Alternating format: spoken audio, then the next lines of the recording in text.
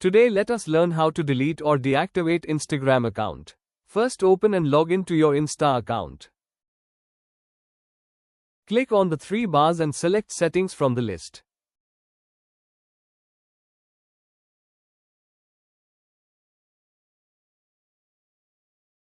All settings window will open. Click on Meta Accounts Center. Select the option Personal Details from the list.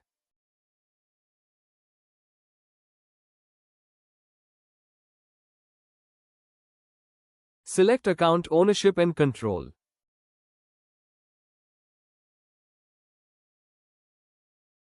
Click on Deactivation or Deletion. Select your account. Choose Deactivate account or Delete account based on your needs. After that, press Continue. Enter your password and it is done.